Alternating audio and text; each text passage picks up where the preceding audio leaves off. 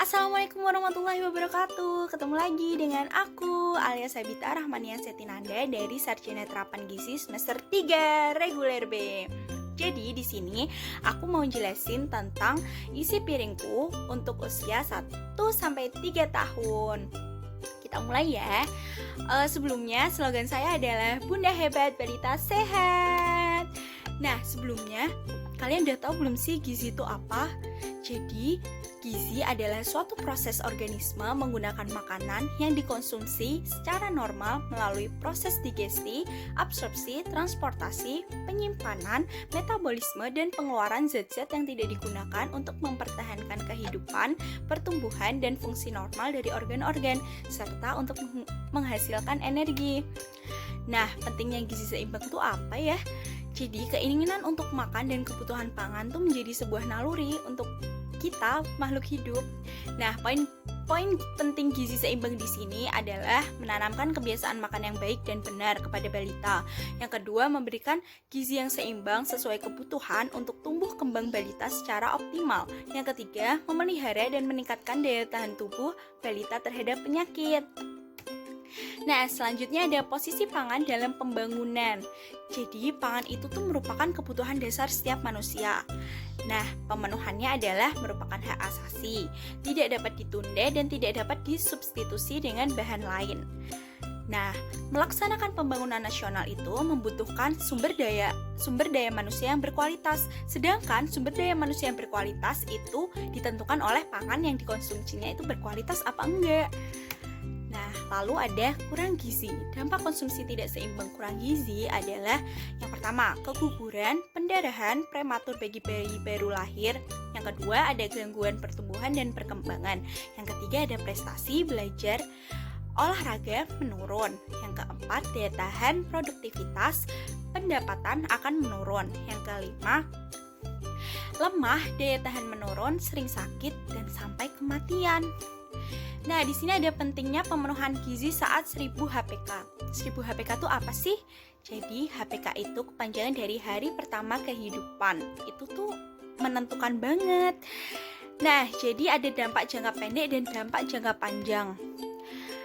Gizi pada 1000 hari pertama kehidupan pada janin dan bayi 2 tahun. Yang pertama ada perkembangan otak. Dampak jangka pendeknya adalah perkembangan otak. Lalu dampak jangka panjangnya itu kognitif dan prestasi belajar. Yang kedua ada pertumbuhan massa tubuh dan komposisi badan. Itu dalam jangka pendeknya. Kalau dalam jangka panjangnya adalah kekebalan kapasitas kerja. Nah, ada lagi nih metabolisme glukosa, lipid, protein, hormon atau reseptor atau gen. Itu dalam jangka pendeknya. Nah, dalam dampak jangka panjangnya adalah diabetes, obesitas, penyakit jantung, dan pembuluh darah, kanker, stroke, dan disabilitas lansia. Lalu bisa juga sampai meninggal. Nah, karakteristik balita di sini adalah mulai mengenali jenis jajanan, yang kedua mencoba jenis baru makanan, yang ketiga mudah terserang penyakit, dan yang keempat masa rawan terjangkit ISPA dan diare, dan yang kelima aktivitas lebih banyak. Nah, pengaruh status gizi terhadap pertumbuhan dan perkembangan. Apa ya bedanya pertumbuhan dan perkembangan? Kalau pertumbuhan itu bertambahnya ukuran dan jumlah sel serta jaringan interseluler, berarti bertambahnya ukuran fisik dan struktur tubuh sebagian atau keseluruhan, sehingga dapat diukur dengan satuan panjang dan besar dan berat.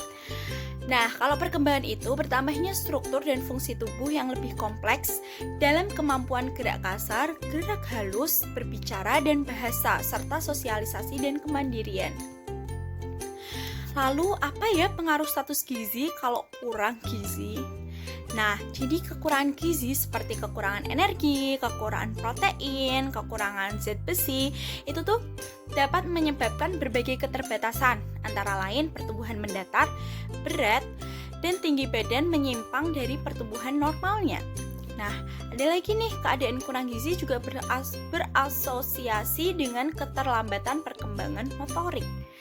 Nah, tadi kan kekurangan gizi. Sekarang kalau kelebihan gizi, apa ya pengaruhnya? Jadi, terjadinya obesitas karena adanya ketidakseimbangan antara asupan energi yang masuk dan energi yang dikeluarkan atau digunakan untuk beraktivitas. Jadi, tidak sinkron antara yang masuk dan yang keluar. Nah, ada juga pemberian gizi yang tidak sesuai dengan pertumbuhan dan perkembangan anak dapat menyebabkan pertumbuhan anak tersebut mengalami gangguan. Nah, kita mulai masuk ke isi piringku ya. Apa sih latar belakang isi piringku? Isi piringku itu ada dua, mengganti pesan 4 sehat 5 sempurna dengan pesan gizi seimbang. Nah, yang kedua ini menerapkan pesan gizi seimbangnya. Nah, isinya apa aja ya isinya isi piringku? Ada makanan pokok, lauk pauk, sayuran, buah-buahan, dan perilaku hidup sehat. Perilaku hidup sehat itu seperti apa ya?